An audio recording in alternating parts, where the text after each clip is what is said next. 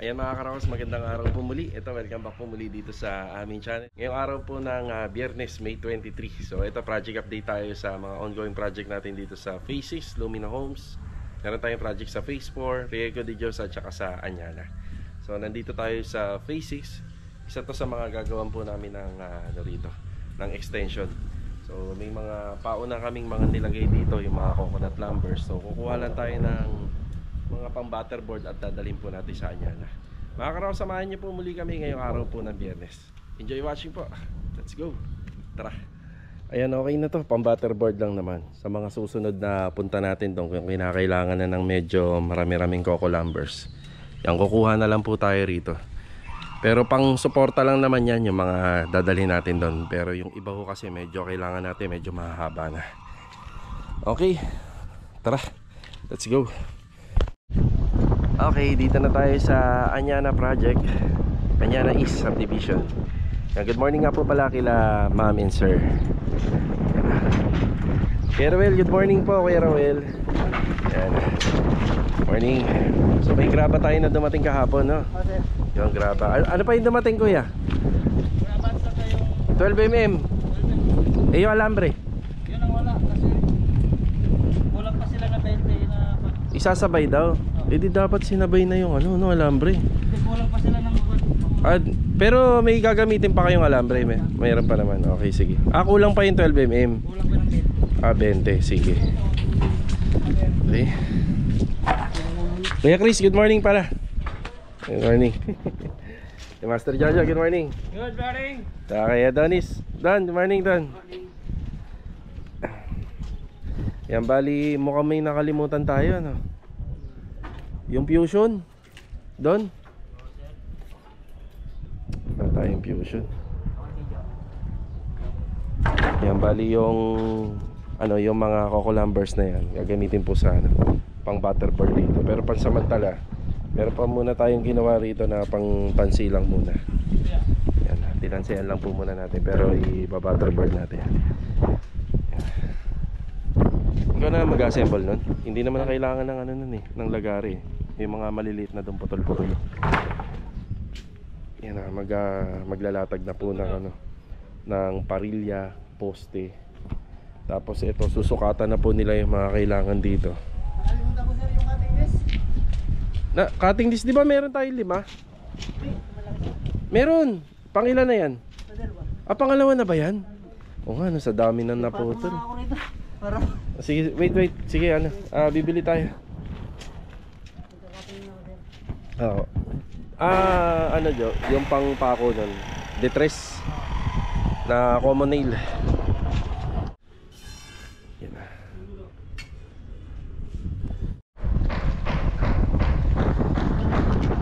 Kaya wala muna tayong bibilin dito para sa mga sanitary line. Bali, ang isa sa mga plano na gagawin namin dito, yung catch basin ililipat namin dito. Kaya hindi naman na kailangan ng catch basin dyan. Tapos itong EPR pipe na water line, bali kakalangan na lang po muna namin. So yung linya kasi niya mababago. So ito, puputulin lang naman yan. Tapos mababago na po yung pinaka location niya. So wala muna tayong bibili. So ang importante dito, mailatag natin itong mga bakal. Yan yung mga rebars, tie beam. Okay, lalabas na lang muna tayo. Yan na lang. Common nail at saka concrete nail at saka yung cut-off disc para sa pamputol ng bakal. 1 kilo na to, no? Apo. Okay. Tsaka 2 cut-off disc. Ito yung sakli? Ito? Okay, thank you. Concrete nail tsaka common nail. Yan, 580. Ayan mga karos, kain po muna tayo. Bali, almusal tanghalian na to. Thank you pa mama. Ayan, kain po muna.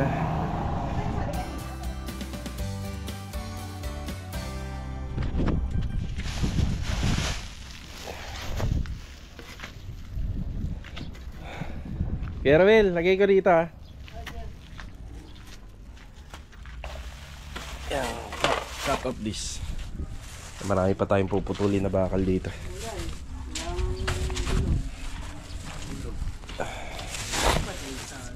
yung pako.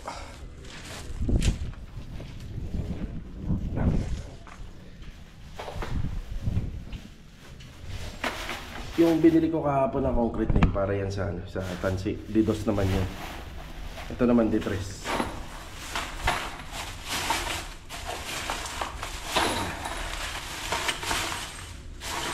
Common and concrete nail para dun sa butterboard. Tig 1 kilo lang.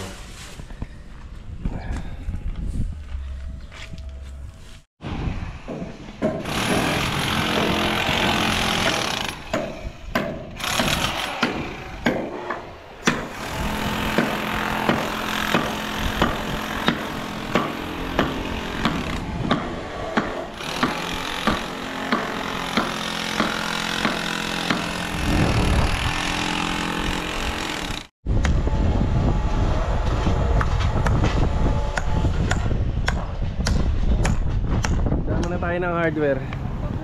Eh, shoutout kila ate ah. Nabili tayo ng hulog tsaka yung ano, yung level hose. Hello. Hello po. Pa-shoutout sa mga taga Samar, mga ka-friends ko dyan, Taragay na. Eh, may viewers tayo ron. Laging nanonood sa amin. Mga taga Daron. Leyte ba yan? Leyte? Ano po, Samar. Samar. Katbalogan. Ah, iba pala yung Summer Leyte kasi lagi ko naririnig. Ito nga palang binili natin na materials na to, hulog at saka level sa contractor to. Na lagi naman natin magagamit to sa ibang project kapag natapos dito.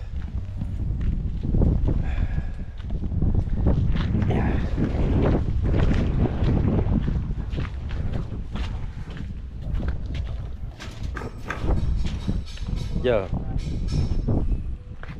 Okay na yung ano, 8 metro. Yung tendera eh pinutol kaagad. Sabi ko 10 metro eh. Break time mo na. Yun o. Ano yan biscuit kuya. Yan, butterboard. Yan. Dadagdagan pa natin yung ano yan para hindi uuga. Kaya yan, iwanan na po natin sila rito. Halos okay na yung layout. Siya nga pala, meron akong mga ipinaliwanag sa vlog ko noon tungkol dito sa sukat. Kasi itong vlog natin masyadong detalyado dito. Pagka nagbablog tayo, halos lahat ina-explain natin. So ang detalye po nito is 4.5 or 450 cm. Actually mababawasan na po siya ng more than 20. So 24 yata yung nabawas gawa nung sa puting nung tie beam at saka nung poste. So pag pinagsama yan, isa 24 cm yung mawawala. Ngayon, kung mag-aasintada tayo, hindi po tayo dito mag-aasintada. Hindi po dito sa dikit. So mag-aasintada tayo doon sa tatamaan ng poste natin. Siyempre, kung may bubuhatin po yung biga, kung mag-hollow blocks, kailangan may nakatutok na poste at saka na tie beam. So hindi naman pwede na basta-basta po tayo na didikit lang dito dahil may existing na nabiga. So kailangan pa rin natin yung mga rebars niya. Ngayon pinaliwanag ko kay client na merong mababawas po dito. So may mababawas sa sukat, pero ibibigay pa rin po natin yung 1/4. Pero yung sa dining space medyo sakto lang talaga. Magsasakto na lang kasi ang setup nito, dining area, kwarto, tas sa likod is yung kitchen space. Ayan. So halos okay naman na, nakapag-layout na. Bali baka mabuhusan natin yung footing and tie beam baka Monday. So depende, pwede naman natin hindi pagsabayin. So pwedeng yung footing lang muna, then sunod na yung mga tie beam. So sa bakal may kulang pa tayo ng 12 mm sa delivery kasi 40 yung delivery natin kahapon. Tapos may alambre pa, then dahil nag-gravel bedding na po tayo dun sa mga footing, nag-pa-order na rin po tayo ng graba. So mini dump truck na graba po. Yan. Tara. Ayan, time check 11:40. Nandito tayo sa San Juan Dos General Trias. Yan, binibilan po natin ng mga PVC panel. So gagamitin natin to sa project natin sa 1518 phase 6. Tapos bumili rin ako ng solid panel para gagamitin po sa gate. Kaya nag-almusal na ako kanina ng maaga. Almusal tanghalian na yun. Kaya inabot na tayo ng tanghali rito. Possible baka 12:30 ako makaalis dito. Tapos dadali na po natin yan sa Phase 6. Buti na lang, konti na lang yung tao. Ito, 4 na piraso po, no? Sige. Solid panel. Walnut. So ito yung ilalagay po natin sa gate dun sa 14 block 14 lot 30. Okay na po tayo rito. Yan, sakto pagbalik ko sa Lumina sa Phase 6. Kasi pag nagbe-break time po yung mga tropa, yung umuwi yun. So walang tao kung medyo maaga tayo. So sakto lang to. Bali pag balik natin ng Phase 6, may makakatulong na tayo magbaba nito. Tara. Okay, nandito na tayo sa Phase 6. Yan, bali alauna pasado na pero wala pa yung tropa. Yan, si Kuya Boy lang yun nandito kasi siya yung hindi na po umuwi, nagbabaon na lang. So ito na yung materials natin. Itong cladding, yung kulay niya pasado naman po sa color scheme ng bahay. Yan, ito pong cladding na to, yung solid panel. So hindi na po siya pipinturahan, wala nang gagawin dito, ikakabit na lang. Pero paintable naman siya kung sakali. Kung sakaling mag-fade, yan, pwede naman na po siyang pinturahan balang araw. Tapos yung PVC panel natin, yan, para po yan dito sa kabila. So ayan na sila Bilog at saka si Louie. At naikabit na nga pala ni Bilog yung framing dito, ayan na. Tapos yun dito sa folded gate, yan, naikabit na rin. So mas minabuti kong bilhin na lang po kagad to para may reference na si Bilog pag nilagay niya yung mga tubular na 1x1, yung para magsisilbing bracing. Wala ka namang kulang sa tiles? Kompleto naman? Okay. Sila Kuya Richard nga pala, sila Marvin, hindi ko muna to pinatatapos kasi magsisiksika na kami dito eh. So may mga nagko-comment din sa vlog na hindi yata nila alam yung mga transition ng trabaho. Maliit lang po tong area na ginagawa namin. So dapat nga sa mga installation ng tiles, 2 tao lang po yata or 3 lang dapat ang nagtatrabaho sa buong bahay. Kasi syempre nagsisiksika na. Plus may pa tayo, fabrication ng welding. Kaya pinaano ko muna sila rito, pinatigil ko muna. May mapipwestuhan naman sila, nandun sila sa Riego for plastering.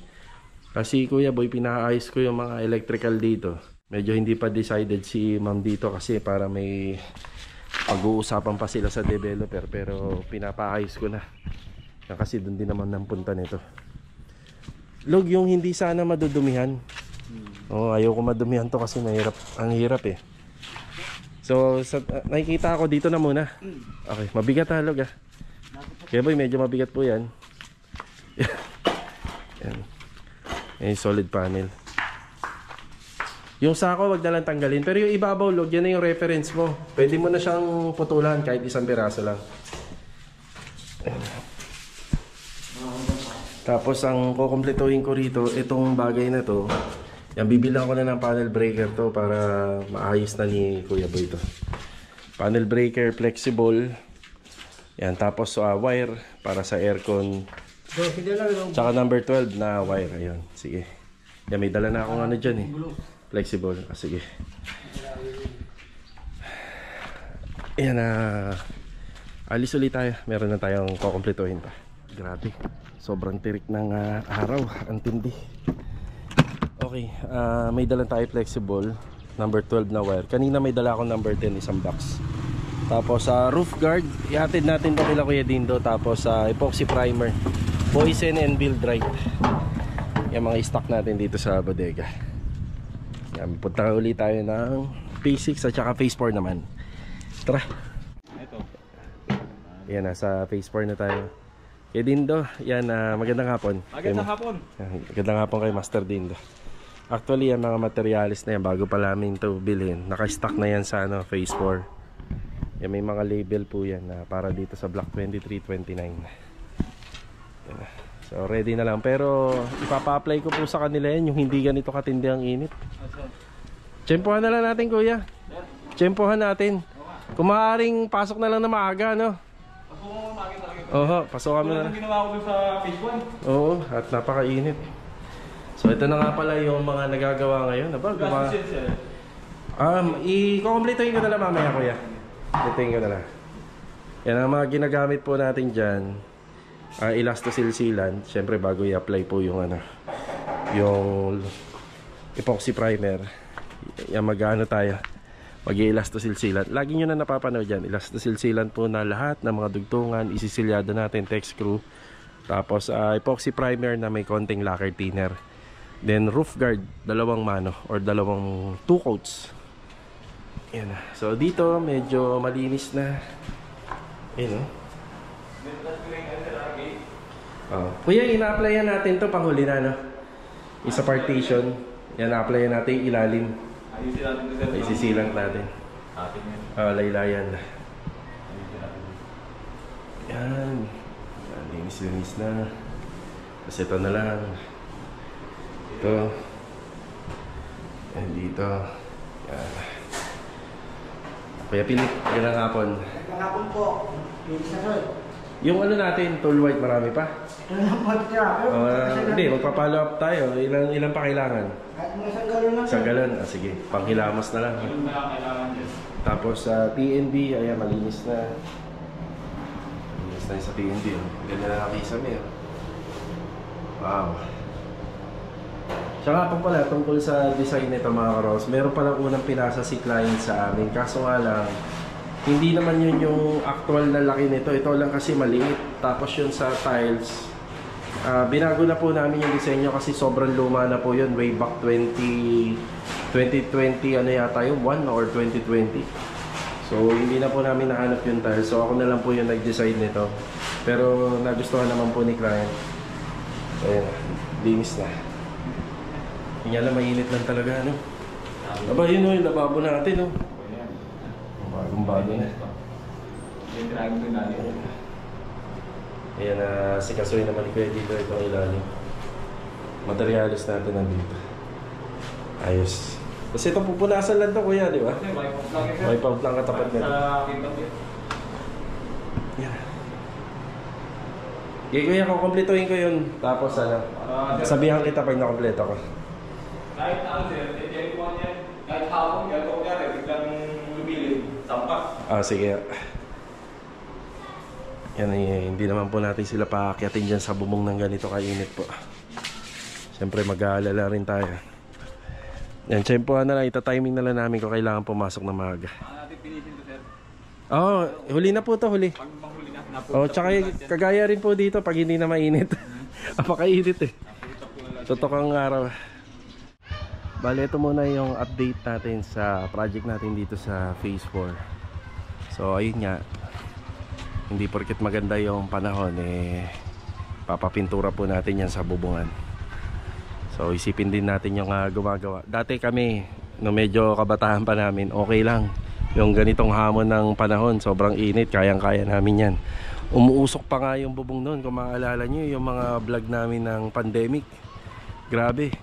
Kahit sobrang init, yan, pinapatos namin yan. Magkapera lang. Kumita lang. So ito na nga po pala, halos nasa ano na po tayo, nasa 90% na itong project natin dito. So ang sinabi ko lang po sa mga gumagawa rito, linisin na. Yan, actually medyo malinis naman po para makita na natin resulta. Tapos ito, pinturado na yung pinto, itim yung ginawa po namin dito, then papalitan po namin yung mga doorknob niyan. Tapos mga bintana, ito lilinisin po namin, i-retouch namin yung paint nito, ibabalik namin sa black. Yan. Tapos screen door pala ni client, yung kalahati lang, yung kalahati cladding. Tapos yung sliding door niya rito, black. Tapos sa wall fluted panel, ganitong kulay yung gusto ko. Yan. Ako na mag-decide. Ito kasi wala naman po yan sa kontrata namin. May ma-additional lang ako na pwedeng ikatawa ni client na matutuwa po siya. May additional lang po ako na mailagay dito na matutuwa siya. Malaking bagay na po yan. So, lagyan natin wall fluted panel.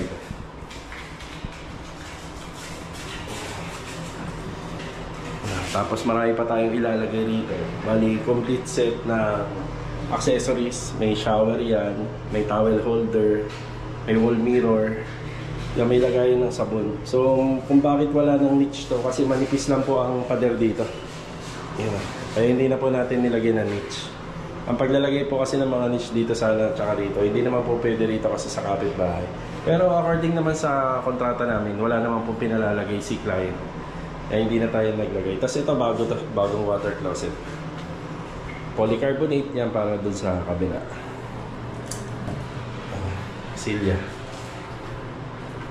Yan, wala po talagang ventilasyon dito. Ito lang yung pinaka-ventilasyon, yung exhaust fan.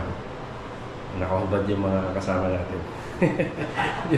May exhaust fan din dito. Yan, ano po kasi yan eh. Maraming nagtataka dyan sa mga gawa namin dito. Bakit wala daw bintana?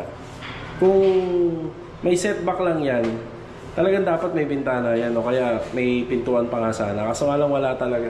May sariling pader na yung kapitbahay dyan. Yan, naglagay din tayo ng ventilation dito. Tsaka dito.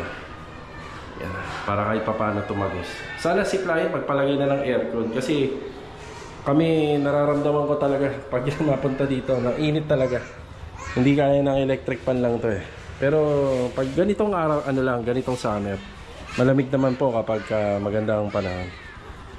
Yan, minubuksan ko na talaga yung window rito. So ito muna yung update. Grabe talaga yung katirik ng araw, sobrang init. So ayun nga, hindi naman porket na magandang panahon eh kailangan pinturahan or i-maintenance yung bubong. So timing na lang po tayo para makaiwas din po sa sakit kahit paano. Let's go, balik tayo sa phase 6. Bali dito nga po pala pinapatapos ko na yung mga dapat tapusin dito. So si Kuya Boy dito muna siya hanggang sa matapos. Tapos yung mga karagdagan po namin ni client dito is yung general rewiring. Kaso nga lang sa nakikita ko baka hindi na nga talaga to kasi kasuhin ng admin office kasi may mga gawa nga kami noon na kami din talagang nag-wiring na. So walang mga laman to. Tapos yun sa kabila, sa taas, yan aayusin po lahat yan pati dito sa TNB. Yan mga walang laman po to.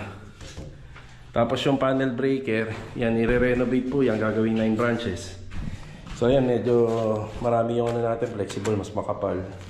Tapos number 10, 12, and 10. Ito maglalagay na kami ng rito, para sa aircon ng linya, dalawang kwarto, tapos yan number 12. So pauna lang to. Sa mga susunod, baka naubos yan. Pibili ulit tayo.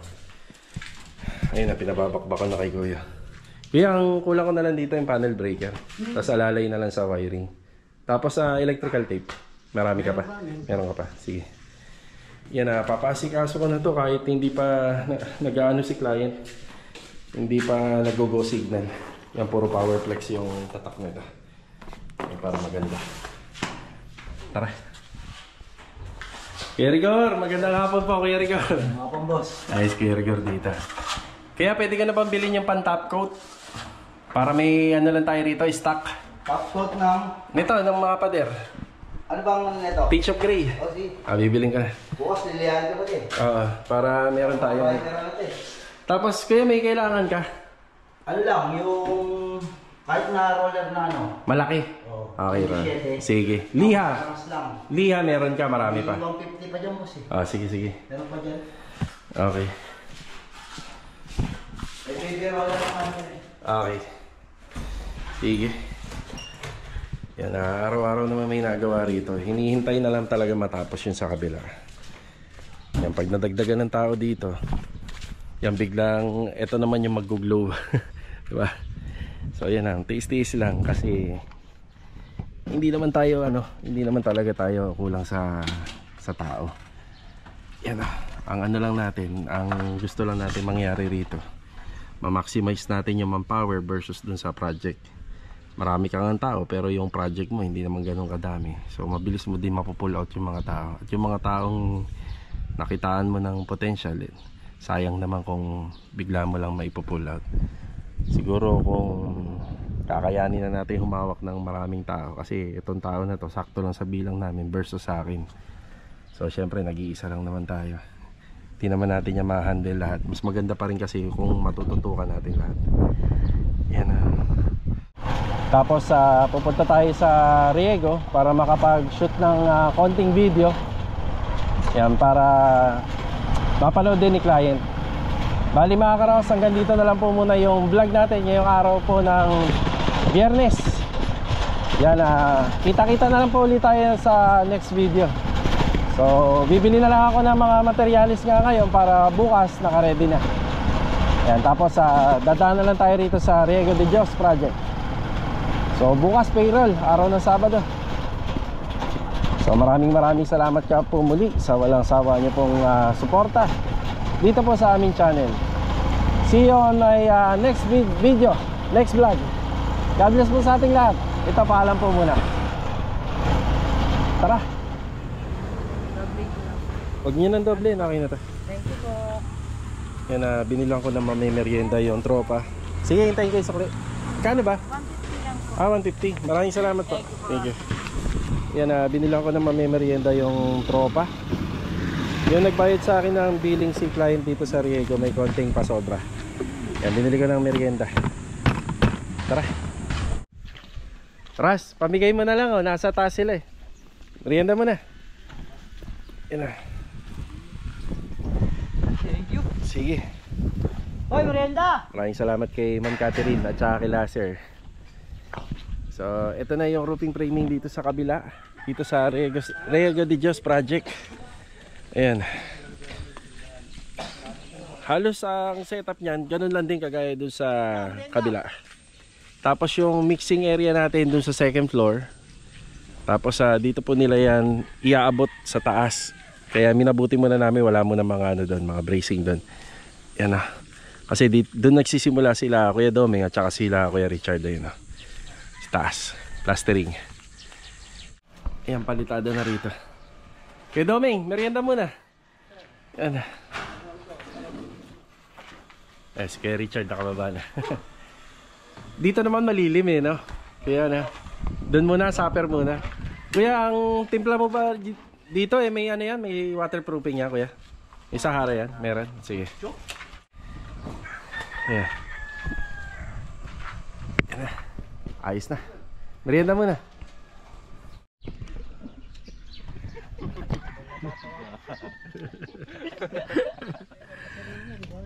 Ay, yung graba. Ayan na. Ito.